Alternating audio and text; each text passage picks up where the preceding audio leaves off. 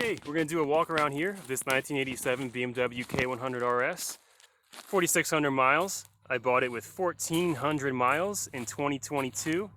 Spent most of its life in a Nebraska living room. Came to me with the original tires.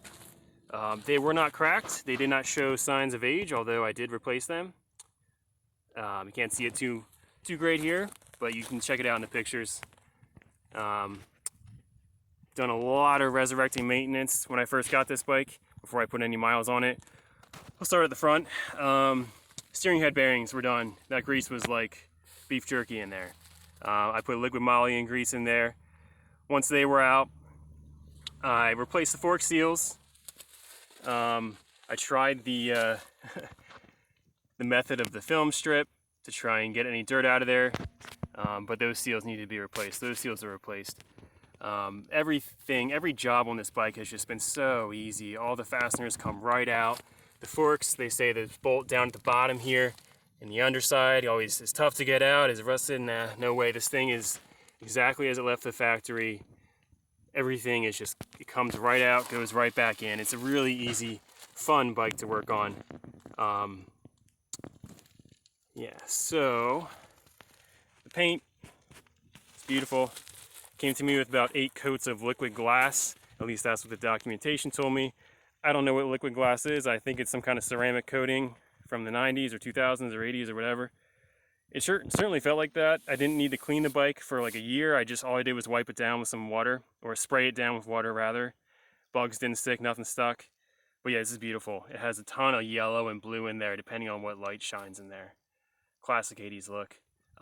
Most of these some of these pinstripes are hand done. Obviously, this isn't done. The red, as Handlebar says, is the barrier. The blue is the BMW color. The purple is those two put together. That's where those colors come from. The red on the gas tank, I think, is a piece of vinyl or whatever in there. The gas tank was redone and replaced in the 90s. I've heard that the fuel pump, or rather the fuel, can kind of gather right down here. No bubbling down here, everything's great. Fuel pump's great, everything's clean. Everything's great. Pinstripe here is hand done. The initials of the person are on the other side. I'm not going to pull this thing off with one hand because it will break. You need 2 hands. What else? Battery's new. It stays charged. I keep it plugged into the wall. Obviously fuel injected, no issues there. What other work have I done? We'll get to the seat in a second. Raise the bars 3/4 inch. Puge bar risers. That's about as high as you can go before you need to replace the cables. And as you can see, one of the biggest pains in the butt here is this brake line that goes into the steering, and basically into the frame there. Every time you replace the steering head bearings, or any time you need to make an adjustment on this nut, you need to bleed the brake fluid. So that brake fluid's been replaced at least 5 times as I tried to dial in that nut. You'll see cosmetically a couple notches there. Again, all these things moved so freely. This nut came off real easy. Everything moved easily. What I use for these, BMW sells this sort of like ratchet oil wrench type looking thing, which is not great.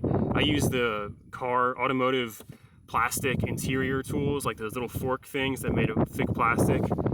That on these little notches right here, and a soft hammer blow, and that thing spins real easily. Everything's been torqued down. Everything's just perfect on the front end. The bike, there's no wobble at 55 miles an hour, which every BMW in the world seems to have. There's none of that. There's no vibration. People talk about vibration on these bikes. Yeah, sure, everything.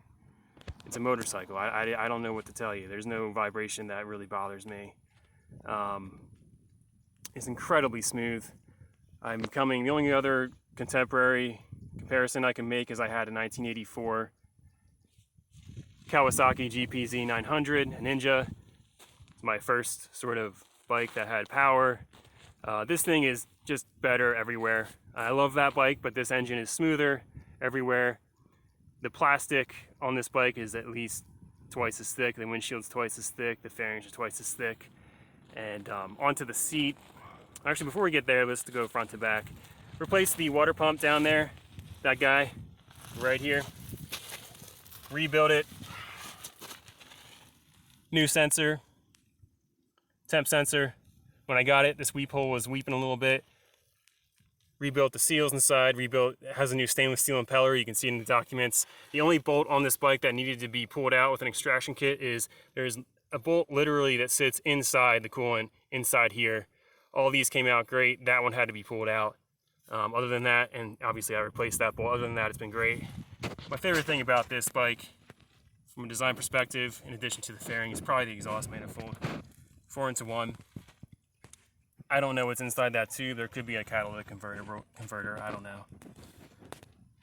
Bolts up there looking great. Haven't touched the valves, haven't opened up anything on the top end here. Bike shows no signs of weak spots, no unpredictability here. It's just the smoothest engine I've ever ridden on top of. It has the gas gauge. The gas gauge does work well, very well in fact. The odometer does work. Everything works, the clock works, the fan, coolant fan works. You can see you got a temp gauge there. The ignition lettering has worn off, kind of looks good without it, instead of it being there.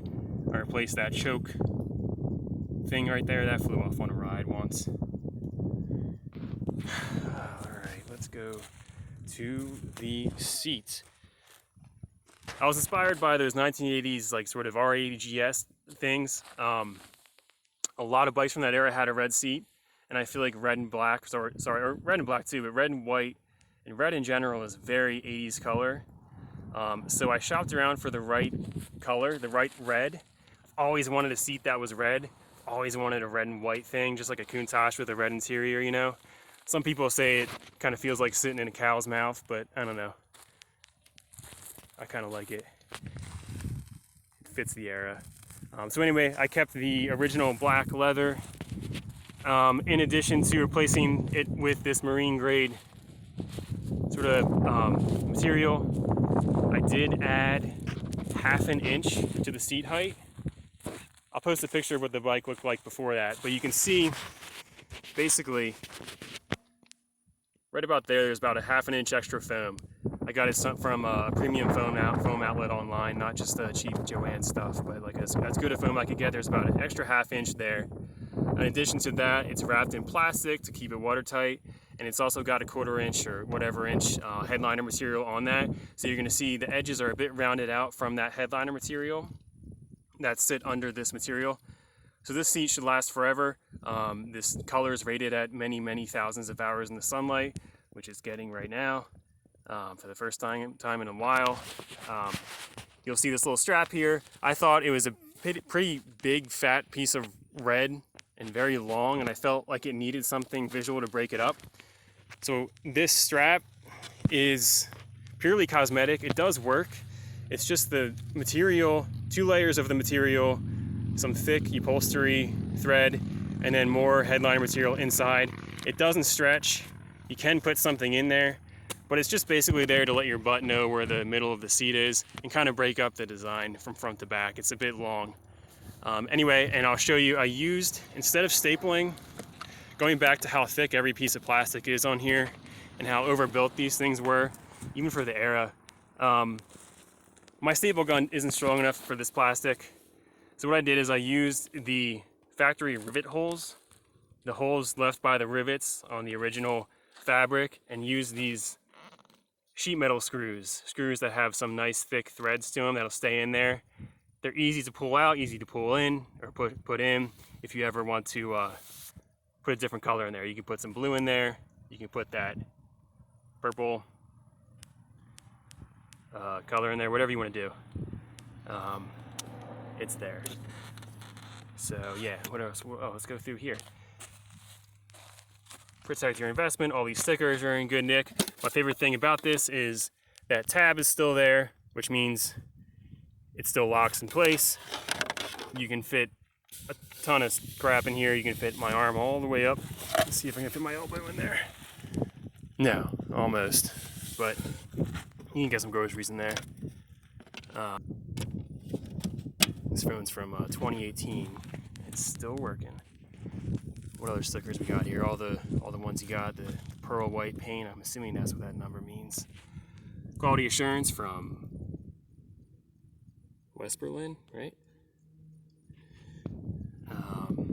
Tire info. And here we have some stuff. Let's get this guy out here. What do we got? We got my grandfather's hitchhiking photography from the late 40s. Look at that, that's fun. Little piece of good luck there. I don't know where that was taken, I don't know where he was, but that's in there. A speeding ticket I got in a 1987 Saab 900 SPG in the middle of the night, in the middle of Kansas. Stories of the road. For good luck in there. That will not come with the bike. That's going to move on to my next vehicle. Okie dokie. Alright, what else? Let's go around the other side.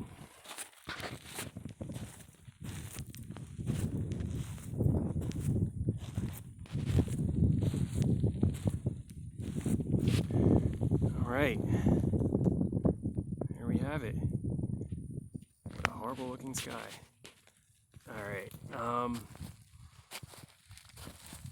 Everything's just great. All the fasteners, everything is exactly how I left the factory. None of this aluminum is pitting whatsoever. The gears in here have been lubed with liquid moly. There is, or may, or have been, was a bump stop in here, I think. Because when I got it, there was little bits of rubbery crap that's kind of dissolved.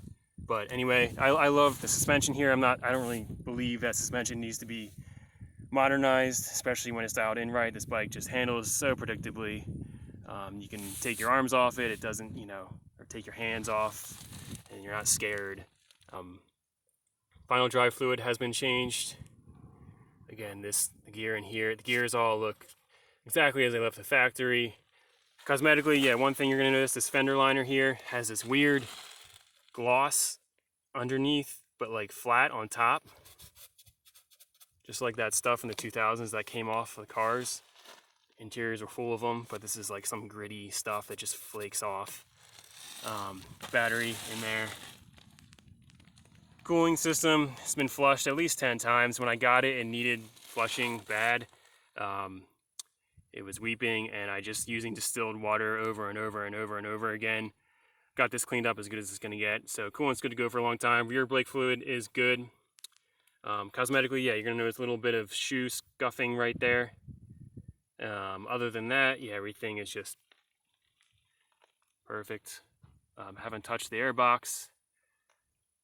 Yeah, what else we got? You can see, again, that's hand painted pinstripe in there, and the initials are on there in the inside. This tab was replaced, quote unquote, but it's reinforced with a nail. I plastic welded it in there, so it's now stronger than the pieces around it. So if you yank on this the wrong way, this is going to break before this breaks, so just be careful. In these ones, you have to take 2 fingers up in there, pull that out, make sure this is flat, let it flex a little bit. As you're pulling that out, this goes that way. You got to do it really particularly, and also under here there's another notch. You'll get used to it, but just be careful there. These are very, very fragile. But again, the plastic quality on these is just light years above anything else from the 1980s. Yeah, I don't know if this one's hand painted. I think so. Yeah, look at that. Yeah, it's got to be hand painted. But clearly it leads into vinyl that's stuck on right there. So vinyl into hand painted. Yeah, haven't used the luggage at all. I prefer it. It comes with a luggage rack, which kind of follows the line of the bike, but it looks cool without it. Haven't really gone on any day trips with it that I've needed it. Brake pads are all good. Brake discs, everything's just great. I had a Laminar lip on it, but I think it was dumb how it attached via Velcro right here. It just looked really stupid. So I have the windscreen included with the bike, but it does help a little bit with wind buffeting, but I don't know. I'd rather deal with the wind and have a bike that looks this good than have pieces of Velcro sitting on there. If you have any questions, be sure to hit me up. Bikes in Bend, Oregon. Looking forward to talking to y'all.